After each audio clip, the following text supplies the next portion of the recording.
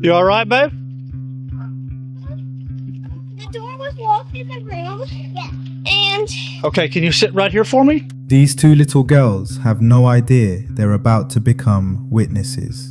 In 60 seconds, they'll lead the police officer to their mother's body.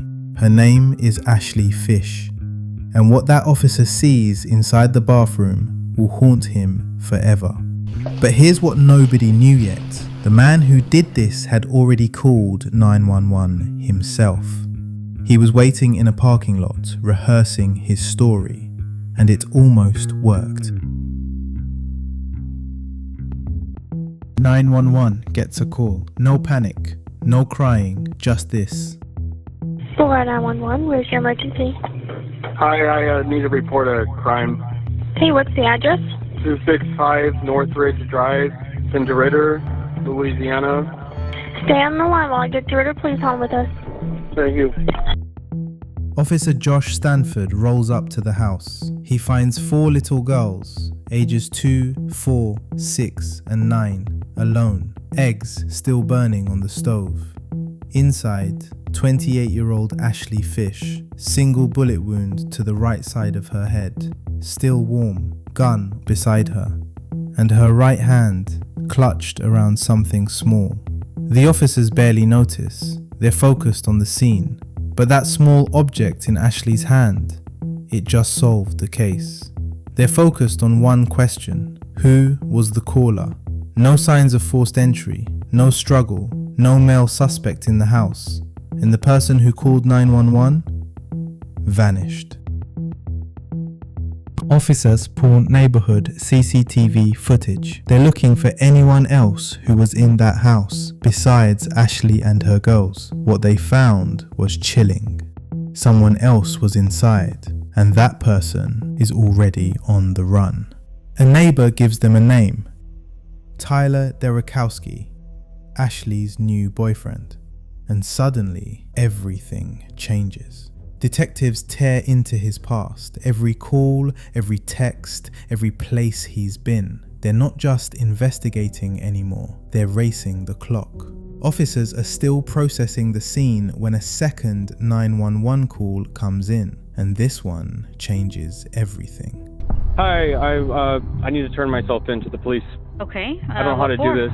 Are you wanted? Do you have an active warrant? No, I just committed a crime. Okay, what crime did you commit? I shot somebody. Okay, where are you located? I'm at Burke's Outlet in Deridder. I'm in the parking lot, and I just am going to wait here to get picked up. Okay, who did you shoot? A woman, Okay, what is her name? Ashley Fish. 34-year-old Tyler Deridder is sitting in a parking lot 2 minutes away. No weapon on him, just prescription drugs, testosterone vials, and syringes in the car. He turns himself in without a single problem. Tyler insists he shot Ashley in self-defense after she pulled a pistol on him.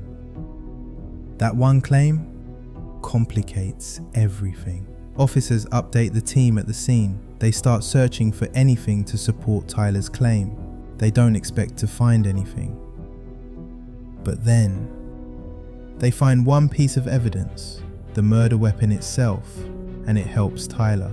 After running the gun's serial number, it comes back as Ashley's, meaning his story might be true.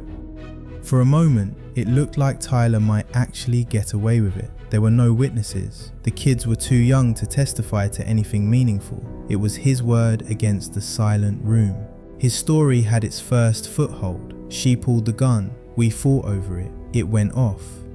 And then the autopsy report came back.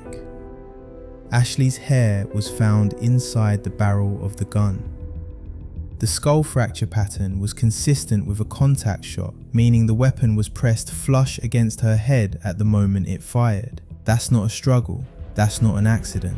That is an execution. In one forensic detail, Tyler's entire self-defense claim collapsed because you can't accidentally fire a gun that's already pressed against someone's skull. Before sitting down with Tyler, detectives talked to Ashley's ex-husband, John. John and Ashley had been together since high school, with 4 daughters, a decade of life.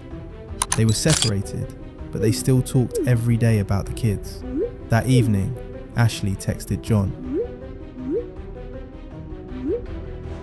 Those messages, they dismantled his entire defense. It wasn't just a complaint, it was a timestamp for her own execution. Neighbors confirmed Tyler's black truck was seen leaving the house minutes after that text. Now detectives go after his story directly. He says Ashley had the gun in her hand, that they were wrestling over it when it went off. Remember that small object clutched in Ashley's right hand, the one the officer noticed at the scene? It was her phone, gripped in her dominant hand, still locked. Last activity, the text to John at 6:55 p.m. She wasn't holding a weapon. She was holding the last conversation she'd ever have.